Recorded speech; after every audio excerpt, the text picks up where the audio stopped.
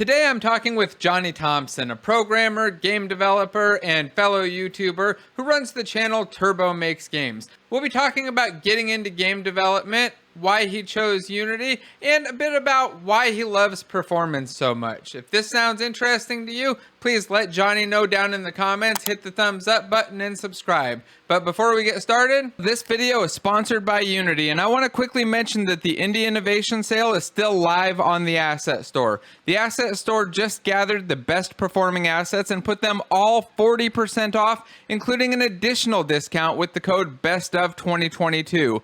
Over 200 of the most popular assets will be on sale, featuring assets from all categories like art packs, texture bundles, builder kits, editor extensions, plugins, and pretty much anything you can think of.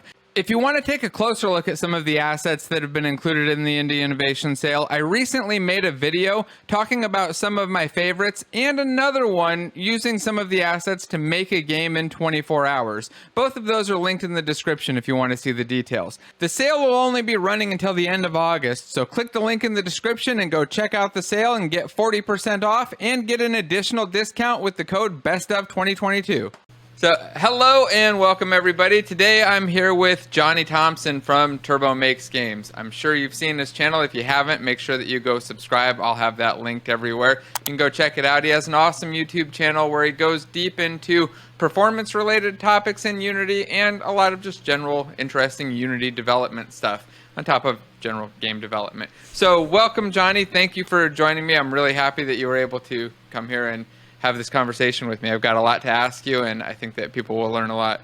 Awesome. Yeah. Thanks for having me, Jason. Thank you very much for the very nice intro there. Yeah, definitely excited to get into it and talk some games with you today. Well, before we get started, I want to just briefly give everybody a quick understanding of who you are. So you run a channel, Turbo Makes Games, and you've been talking on there about game development and specifically about DOTS development for quite a while, or not specifically, but primarily, largely about DOTS development. You're kind of one of the go-to sources for DOTS information when it comes to Unity. And for everybody that doesn't know, that's the data-oriented tech stack. Yes, so I guess before we dive into all the other questions that I'm kind of curious about, I'm really wondering, where did you get started with Unity? Because I want to know how you got to this path of this performance-related stuff. So where did you get started with programming? Like, what was your first thing that you were making? Was it like some high-performance racing simulator thing, or something that needed to like do instant stock trading, or what is it that you going? No, like, when you started out? not quite. I mean, it's been quite a long journey to get to this point, but it's been a very fun and rewarding journey at that. I mean, if you wanted to go like, way back to like, when I started getting into like programming and stuff in general, I think like kind of my first like really experiences with that are actually back on like the Lego Mindstorms. I don't know if you're familiar with that. They're basically like little like Lego robotics where there's like kind of like a little brain and there's like motors and you can kind of like program them to do things, and they have like little sensors and stuff. So, it was kind of a, interesting way for me at a young age to kind of get into like the logic of like creating, things like that. So that was kind of like, my very first experience with that. And, it's just kind of been like something that I've been, kind of continually interested in, is just, kind of building out logical types of things like that. And then, as I started to kind of get like to the end of high school and like, going into college, I started like really getting interested in, like game development and, just kind of programming in general, and starting to like, dive into more of that. So, as I studied in college, I kind of did like, some computer science and, game development type courses in there. So where I, kind of had more experience with like C++, and then we were kind of, starting out just doing little things in like Game Maker and all that.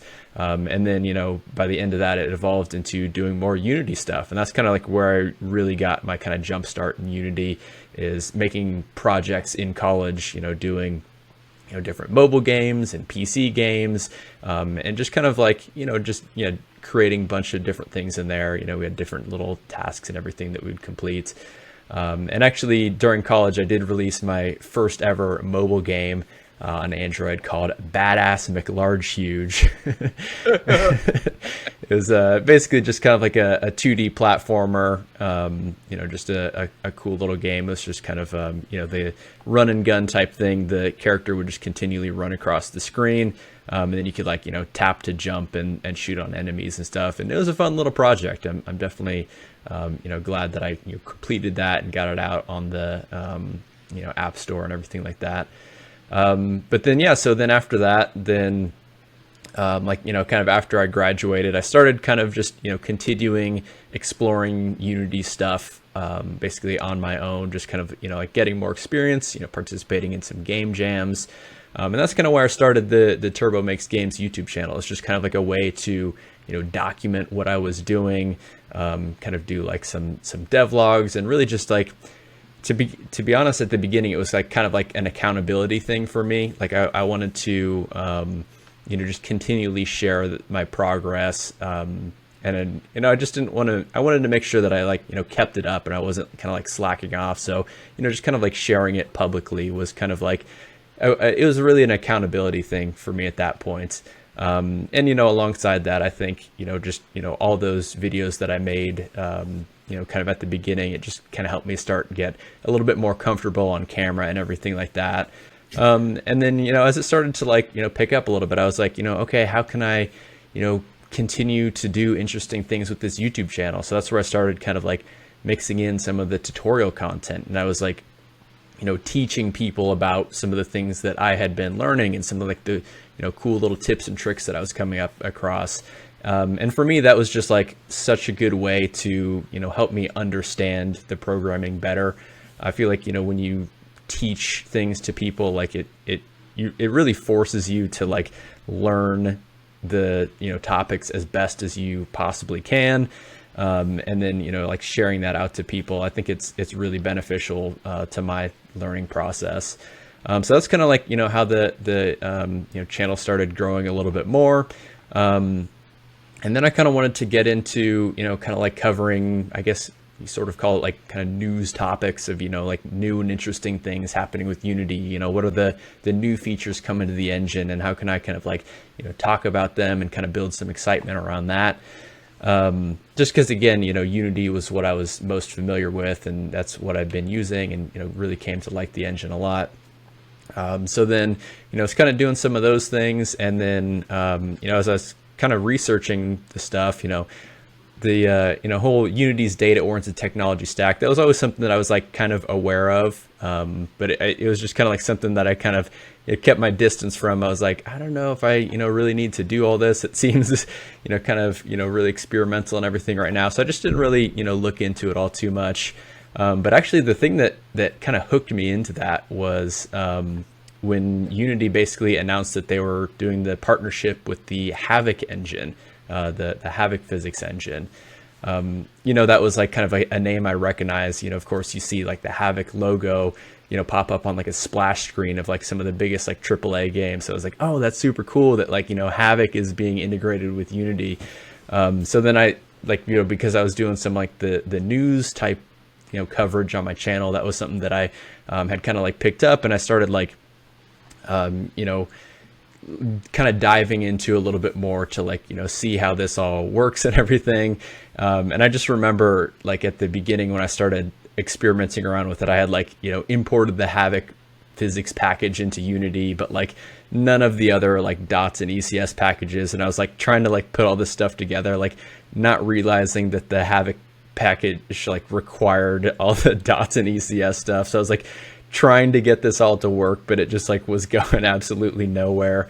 And that really just kind of started out my journey to getting involved with dots and ECS. But I know I've been kind of ranting it for a little bit, but yeah, how does that sound?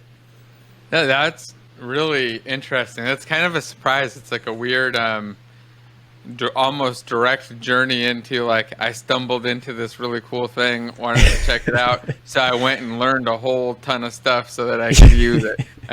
Yeah, it's definitely an interesting, unique one. And I really like that you started with the the Mindstorms, mostly Oh because yeah, I yeah. had planned on getting my littlest one, who loves Legos, a bunch of Mindstorms for Christmas. That was That's my guy. exactly how I was. I was like obsessed with Legos, and yeah. So the Mindstorms was something very awesome for me. Yeah, that's really cool. I actually got them once before for my now 14-year-old, but he never really got into them. Somehow he still really got into programming, though. He loves writing code, and he writes code almost every day, probably That's every great. day. I That's think he was great. sick yesterday, so he might not have, but he's got a little office next to me, and he just sits there writing little apps all the time. So it's That's interesting awesome. watching That's kids awesome. like build it and do cool stuff. So you said that you started your first game in Unity in college? Yeah, yeah, That's yeah. correct. So you guys, is that something that you picked up while you were at college? Like they were like, "Here's Unity, you guys should check it out," or was there like a group there, or did you just kind of stumble on it on your own outside of school? Like, how did that come across or happen? Yeah, so at the time, at that school, most of the like kind of higher level game development courses they were teaching, it was basically all inside of Unity. It was kind of like you could pretty much use any engine that you wanted, but most of the instructors there were like really familiar with Unity, and that was just kind of like what they could teach us the best and everything like that. So pretty much everybody used Unity. Every once in a while, I kind of like look back at some of the other projects that people are making at the school now, and it seems like they're started to pick up Unreal a little bit more. But yeah, at the time that I was there, it was like pretty much all Unity, and yeah, had some pretty good experiences with that along the way. And that first game that you released, the name of it was what again? It was Badass McLarge Huge. Badass McLarge Huge. Was that built in Unity as well? Yeah, yeah, yeah. So that was all built in Unity, probably version like 4 or 5 something. Oh, nice. So was that? Did you start in the Unity 4 era then? Yeah, yeah, yeah. Nice. I think for me it was the just a little while before that, Unity 3 point something, and then Okay. 4 came, and I was like, oh, this is amazing! Look at this awesome UI system. And then 5, or was that in 5? I've lost track. Of Yeah, 5. it was like right around that time as I was getting into it. They had kind of started integrating the new Unity UI. So with your game engine work, you said that you did a little bit of stuff in some other ones at school, but mostly in Unity. Have you tried diving into any of the other ones, or have you like looked at them, or what's your thought on using multiple engines or diving into and kind of expanding out and learning a bunch? Like where are you with that? I'm just a little bit curious. Yeah, yeah. So yeah, kind of like I mentioned, I started using Game Maker as kind of like my kind of game engine in college. That was kind of like sort of like in the more introduction courses where we were doing more like 2D level design, and just kind of work like that. Like just kind of like I feel like it was a good introduction to like get you started into game development. You kind of learn the logic of creating a game loop, and when you hit something, how do you get something else to react? How do you get your score counter to go up? It's just kind of like an easy way to start, thinking kind of like a game developer in that way. And it also just gives you like a nice tool set again to do some, level design and start like, thinking about, how you want to lay everything out, and, what's kind of like the timing of everything. It's just kind of like an easy way to kind of get into that. And then, yeah, again, I think, Unity's great. It's just, a bigger game engine. You have more tools at your disposal. You're able to kind of do more things. Of course, it's more complicated, and you kind of got to like, learn kind of the ins and outs of Unity at that point. But then as far as other engines go, I don't really have too much experience outside of that. I've kind of, downloaded Unreal and, tried to kind of click around with some things, but then I was just kind of like, all right, everything's kind of different than Unity. Like, I kind of am inspired to make something right now, and I know how to make something in Unity right now. So I'm just kind of probably going to stick with that for now. I think it's a good idea to, kind of expose yourself to different engines. I think, one of the, biggest points that my professors in college, really hammered in is like, we're not going to be able to teach you everything about every single tool set out there, because I mean, first of all, there are so many right now, and then it's like by the time you graduate and you get hired, some of the what is the most commonly used tool set today might be completely different tomorrow, or this studio uses some proprietary thing that you've never even heard of. So it's like really just kind of like training yourself to learn how to learn. There's always going to be those common elements between all the different 3D engines. You're always going to have a way to move and scale and rotate your different objects, but maybe the hotkeys are a little bit different, or the buttons are in a different place. So it's just kind of like starting to be aware about all those different things that are kind of common across those game engines, and where to find them and everything like that.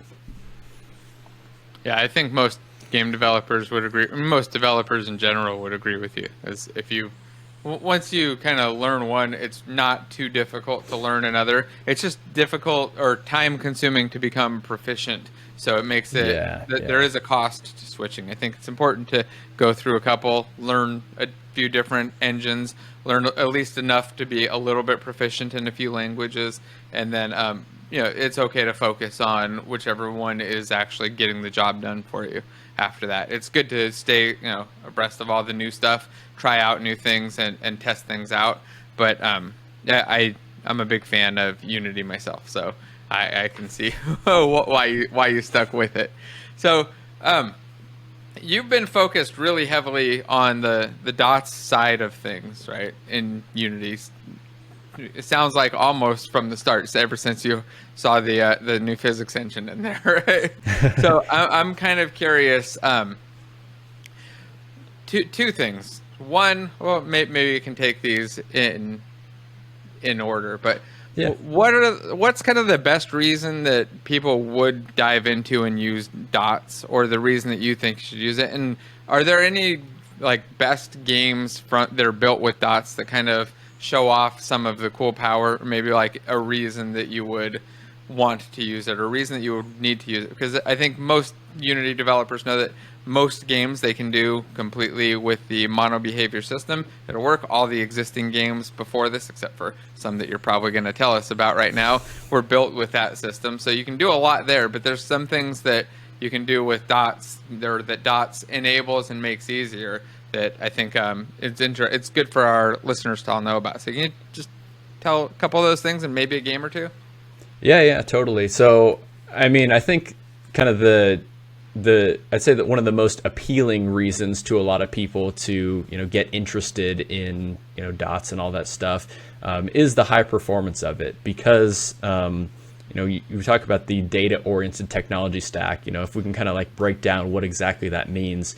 So to be, data-oriented programming, it's kind of different than object-oriented programming, where, object-oriented programming, of course, I'm sure many of you are familiar, but, you have your different classes. You can kind of, inherit from the different classes.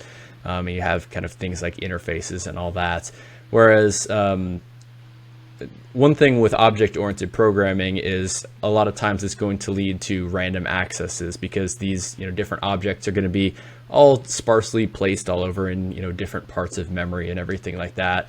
And object-oriented programming is, really nice for us humans to use, because it, kind of just like makes sense with how our brains, kind of work, and, we can kind of structure our code in such a way that, it reads like real nice sentences and everything like that.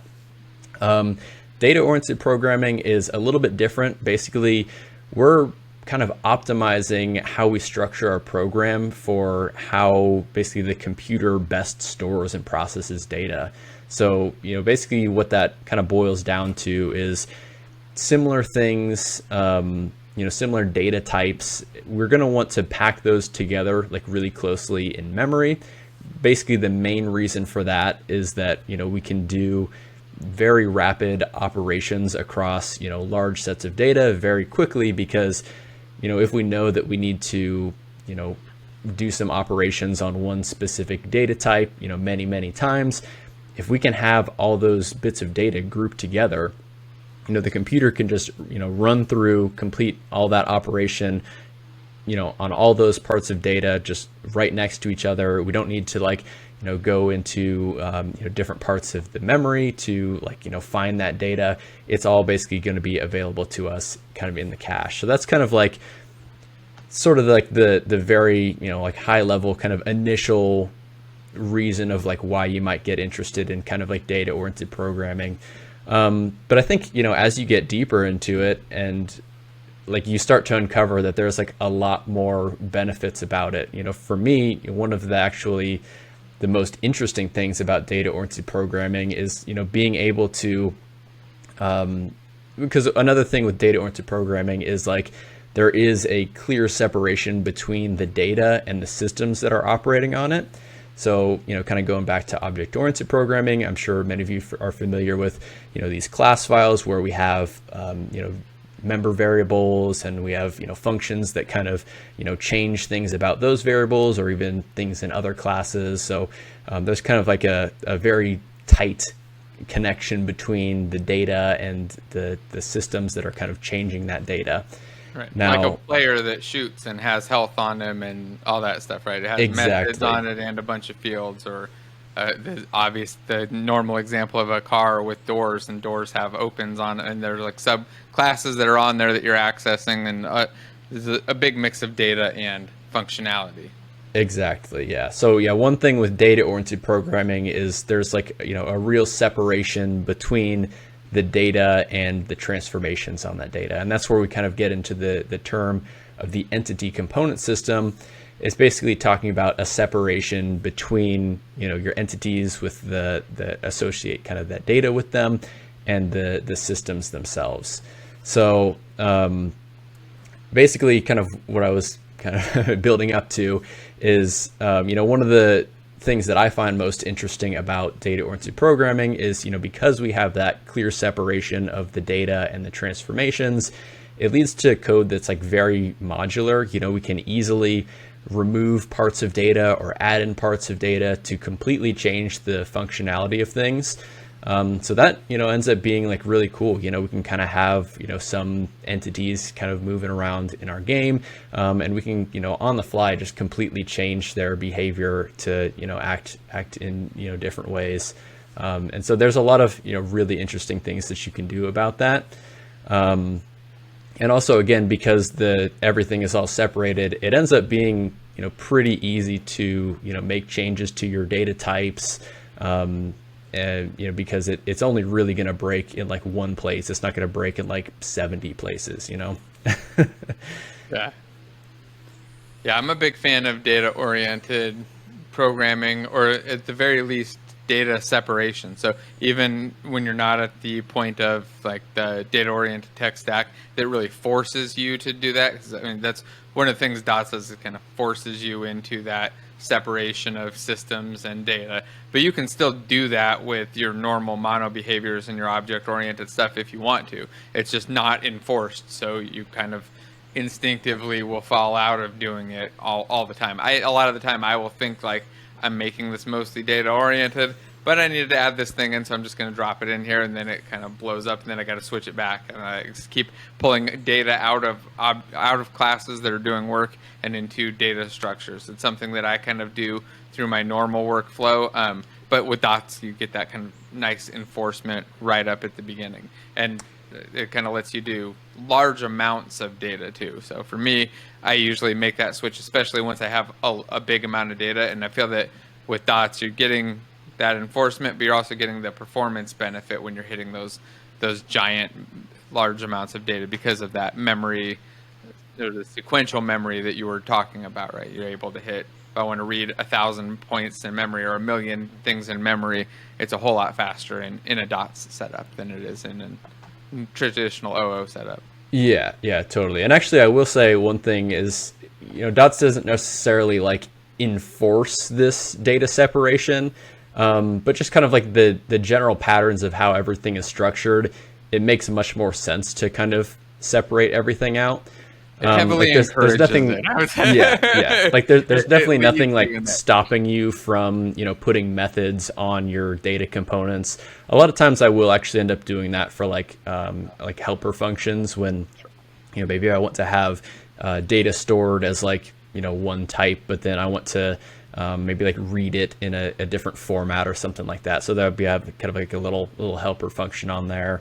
And same thing with your systems. Of course, you can have, member variables in there and everything, but so you can kind of, bend the lines a little bit here and there, but you definitely just kind of like, want to keep that in mind, that like, just to try and not do that as much as you can. But, I think once you kind of get in the flow of kind of how everything is kind of structured in dots, like it makes much more sense to keep everything separated out. So, it just kind of leads to that, good programming design pattern.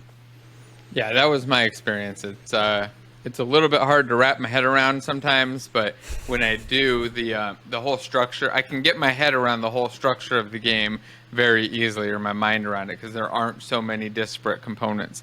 It was interesting you're talking about the organization of it being kind of set up for computers versus like our brains, which reminded me it's like exactly like our brains read, I assume, from semi-random parts in our brain every time we remember something or bring back a memory. And it'd probably be super efficient if we were like a computer and just had a chip. Yeah, we like, just let me recall like think in last binary Thursday, and play it back. Get a lot more out of it. So what about games? Are there any games that have kind of shown off some of the cool power and tech of this, that have taken advantage of being able to get this giant performance boost? Yeah, totally. And actually, if people want to kind of go to the Unity forums, they have like a whole kind of dots section on there. It's really great. I would highly recommend it if you're kind of like interested in that kind of thing. But they do have a lot of, people showcasing games that they're making in production and everything like that. I think the big one now is actually that game V Rising. That one is kind of like basically built off of dots, and they actually recently did a stream with some of the people over at Unity on Unity's Twitch channel. Would highly recommend watching that. It's like a couple hours long, and it's really cool. They went like really in depth about how they used the dots and everything, a lot of the interesting tools that they built. And they were even showcasing like some tools that they made that use dots. So it wasn't just using dots to optimize the gameplay, but they were also using dots to make much more efficient tools that can really help their designers do cool and interesting things without a whole lot of headache. So yeah, definitely a lot of cool things in there. Oh, nice. I didn't even think about doing anything with tools. That was it Zenith game that came out too that was built with dots? Yeah. Like so MMO? if you're familiar with the MMO, the Zenith, so that one they did like a kind of an interesting approach where I think the game is like mostly built off of game objects, but then there are like certain situations where they use dots and ECS to like optimize some of the areas that they had bottlenecks in. So yeah, definitely like really interesting. They were part of a talk at GDC. I think you can find that on Unity's YouTube channel. And then I also did an interview with them at GDC, and that was broadcasted to Unity's Twitch channel as well. Nice. People should definitely check that out. I think it's worth noting that you can use dots, alongside game objects, get a lot of value there, and then just use it for the parts that you need it for, which sounds like is what they did. Like, hey, the game's working. Got these couple parts. Can't do it with game objects. Here's another way we can get the job done. So that is very cool. Yeah. And actually, right now, because not everything is like completely dots compatible or has like a dots equivalent right now, there still are going to be a lot of times where you have to kind of bridge the gap with just traditional game objects and mono behaviors. The way that Zenith did it, it seemed to be like kind of more of a heavier game object and mono behavior approach on there.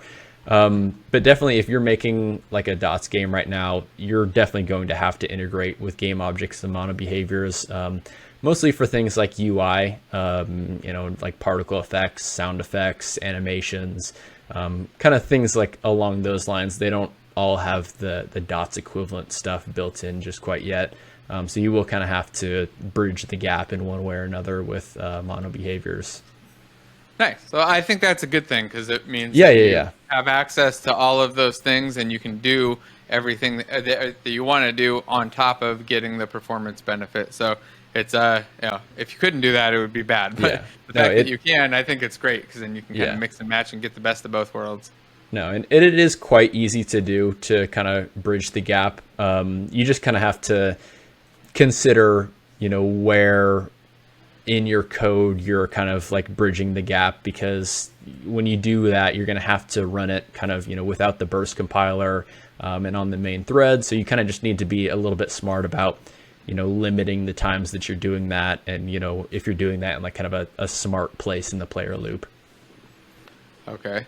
Interesting. So I've got two more questions for you. First, I'm curious what your biggest performance tip is for people. This is something I'm working on, a video that's on profiling, performance, and optimization. Did a bunch of that, going like 2 frames to 60 frames. Some kind of extreme examples. But I'm curious, like, is there a just key tip, something that you would say is like the number one thing that's the big problem that most of the time just solves it for people? Is it something that you see like that's just very common? It's just like, I guess, what is the biggest performance tip for Unity devs? Yeah, for me, I don't know if this one will necessarily apply to like all Unity devs, but I think it kind of goes along with what I was just saying about like just considering, where in the frame that you're doing different things. This becomes really important when you're using like the C# job system and ECS and everything like that, because basically the way that the job system works is, when you want to access one bit of data, the computer kind of knows that you're accessing that bit of data. So then it kind of, blocks out other parts of your application from accessing that part of data as well. Because, when you're basically utilizing multi-threading, you can't guarantee that one bit of data is going to be, completely unchanged if, it's going to be changed in another thread, sort of thing. So there's kind of this whole like dependency system built out with the job system where, if you're scheduling some work on some bit of data over here, you can't even like read that part of data until you've, completed writing it in another thread. And so, there are kind of some ways that you can, if you're not really smart about how you're structuring things out, maybe you can kind of schedule some work and then like, right after that, maybe you're kind of trying to access that data again. What's going to end up happening is you're going to basically like force the completion of that job. And then it actually ends up being more or less efficient than it were to be to just run that operation basically on the main thread to begin with, because there is going to be a little bit of overhead of like, trying to schedule that job. And then if you're just like forcing it to completion right away, then it, doesn't really make sense. But if you can kind of like, give that job some time to breathe and finish its work, and then, later on in the frame, you can go ahead and access that data, when you're, pretty sure that that job has already been completed. So I would say, just being aware about, the different parts of data that you're accessing, and, how can you basically organize everything in your player loop so that, everything is just kind of like running most efficiently, and you don't end up, running into bottlenecks, because of poorly, structured code, basically. Nice. I hadn't even thought about that. That's an interesting one, because I guess I don't think about the job system enough. Right? Yeah, I hadn't even thought about it. There's the idea that people are going to go in there, schedule something, and then accidentally force it to run on the main thread the next frame. Or the same frame. I could totally see it happening. So that's a neat one. I'm glad you shared that. Putting something new in my head that I hadn't crossed, and I will probably run into in the future. So nice. I guess the last thing I wanted to ask you about was just if you have some advice for people that want to get into and learn both, I guess, just game development and or dots specifically. And I guess, would you recommend that they dive into dots, or where would you recommend that they do that along the way? Is that you go like, hey, I want to be a game developer, I should learn dots day one, or would you like go up that game maker path like you kind of did, or what would you do? Yeah, I mean, it totally depends. It totally depends on, where you're at right now and where you want to be. If you're say they're at nowhere, just wanting to be a game developer. They want to be a game developer, and they're not yet and they haven't started a game dev job, maybe they're going to school, maybe they're not. Okay. Yeah, then I think in that case, I would say, start off kind of doing something like a game maker engine, or, kind of even going back to like what I was saying about how I, started with like the Lego Mindstorms and stuff like that. Just kind of like do something that where like the tool set is basically already built out for you. It's just kind of like up to you to, put the logic together, and you kind of like, say, as long as you can kind of have like a little idea in mind of like, I want to kind of do this thing, and you have kind of a tool set that allows you to accomplish that, just kind of start playing around with the logic and stuff like that. And, you're definitely going to learn a lot of things along the way. You're going to run into issues. You're going to find out how to kind of like solve those problems. So I think that's like really the best place to start, is just to like, get involved in, understanding the logic of, game development and how games work and everything like that. Then after that, then yeah, you can start diving into more like, actual programming, where you're, typing things out in an editor and using some game engine like, Unreal or Unity. And I'd say it probably doesn't really even matter, what you pick at that point, as long as like, maybe check out a couple of different videos of people comparing the engines, and I'm sure you kind of see like, oh, I kind of like how they do that in this one, or, this seems interesting, or, it seems like you can make these types of games with that kind of engine. So yeah, then kind of start going down that path. I would say, if you're, pretty new to Unity or programming in general, probably stay away from dots, just because you are going to need a lot of Unity experience to really take advantage of that type of stuff. Again, kind of like I was mentioning, a lot of this stuff doesn't quite have a dots equivalent right now. So, you are going to need to have some real strong fundamental knowledge about how things work in Unity. So I don't think it would really make sense to, dive straight into dots without like, any or much Unity experience right there. I think that makes sense. And my general recommendation for people is to get into dots when either you've got a performance problem that you're having a hard time solving and you think it might solve it, or you're just ready to learn. You're curious about what the difference is and ready to spend some time just kind of learning and expanding and growing into a new way of doing things, because you're probably not going to get a lot of benefit early on, and you're probably not going to get a lot of benefit until you have a problem to solve with it, but it still is a lot of fun and very interesting before you get that benefit. So even if you don't have a project, if you find it interesting and fun and you have some time to spare, I'd still spend time kind of diving in, experimenting, and seeing what it's like. It'll kind of open your mind to new ways of thinking about programming and game development problems, and it gives you a new tool in your tool belt for when you've got the actual performance issues that you need to solve. You now know, like, hey, I know I can use this one little thing. It's not going to take me forever. My game doesn't have to die and come to an end or anything.